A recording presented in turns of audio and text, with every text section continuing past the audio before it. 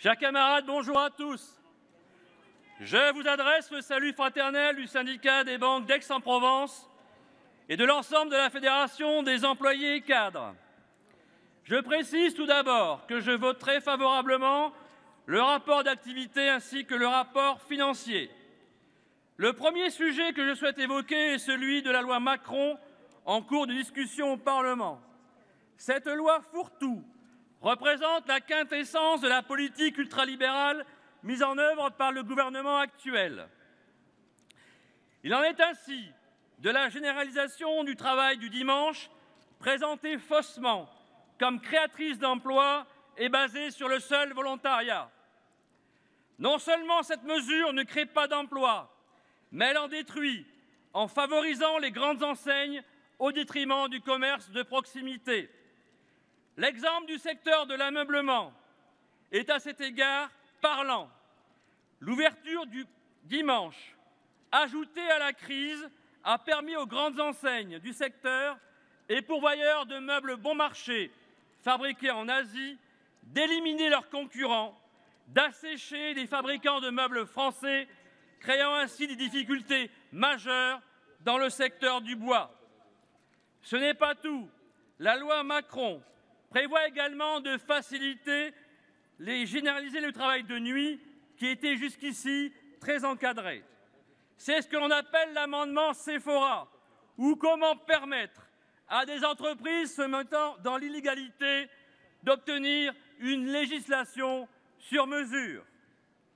Autre mesure emblématique de l'idéologie ultralibérale, la facilitation des licenciements.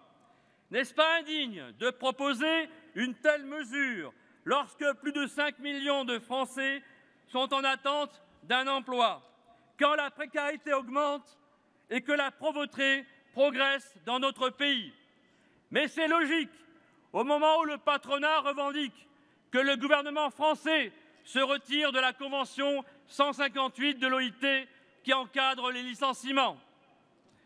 Il faut aussi souligner la tentative avortée de vouloir ajouter un amendement qui, sous couvert de protéger le secret des affaires, est destiné en fait à protéger les entreprises et leurs dérives en pénalisant les journalistes d'investigation et leurs sources. C'est une tentative directe à la liberté journalistique, un coup de canif à la démocratie.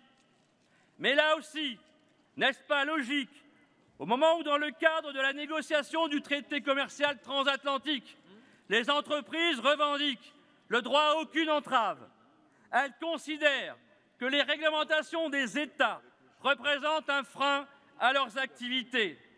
Elles se placent ainsi au-dessus des lois et des États de droit. C'est un danger pour la démocratie, pour les droits des citoyens et des salariés. Cette offensive de destruction des droits des salariés, retraités et chômeurs est concertée tant au plan national qu'international.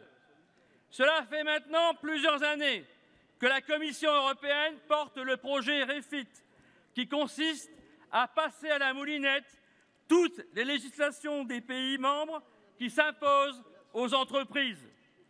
Si leur coût est considéré trop important, elles doivent être revues à la baisse ou supprimées. C'est une mise en cause directe du droit du travail et des mesures portant sur la santé et la sécurité des travailleurs. Tout ceci s'ajoute au CICE, dont la manne profite en grande partie à la grande distribution et au secteur financier, et au pacte de responsabilité destiné à transférer des fonds publics aux entreprises sans évaluation ni contrepartie, tout en déstructurant gravement l'équilibre financier de la protection sociale dans notre pays. Sur la question de la protection sociale, et plus particulièrement sur la sécurité sociale, nous devons réaffirmer notre attachement aux principes fondateurs de la sécurité sociale, qui consiste notamment à garantir les salariés et leurs familles contre les risques de toute nature. Le pacte de responsabilité, qui prévoit de réaliser 21 milliards d'euros d'économies sur la protection sociale et notamment sur l'assurance maladie remet en cause d'une part l'accès aux soins pour tous et d'autre part s'attaque au fondement même de la sécurité sociale.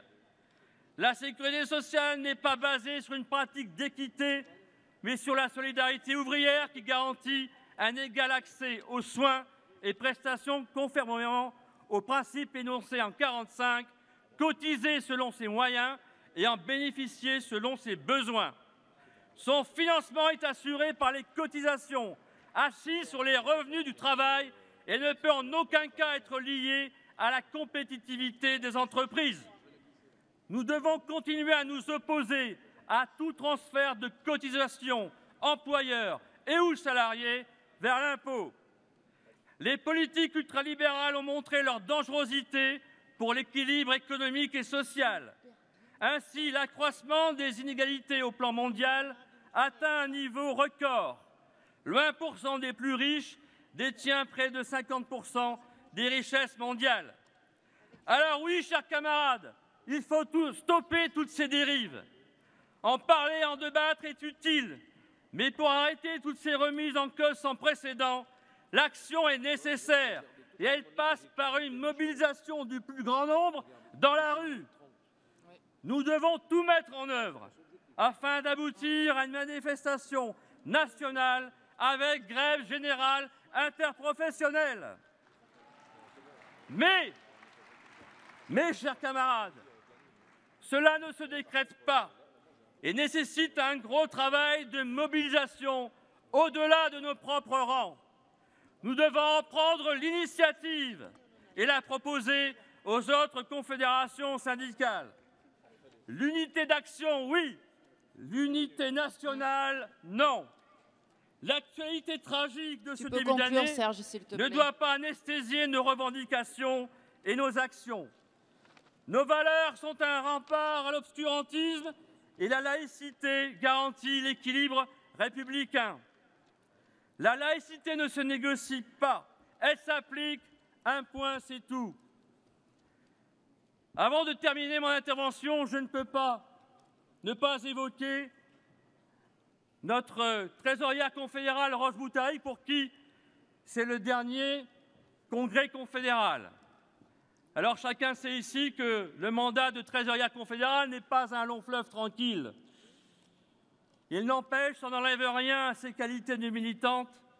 Et je tiens à dire ici que Rose Boutaric est une grande militante force ouvrière.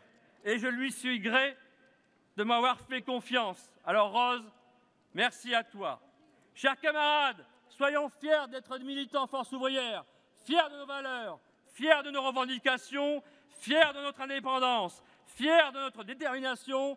Vive la République sociale, vive la Confédération générale du travail force ouvrière. Merci Serge.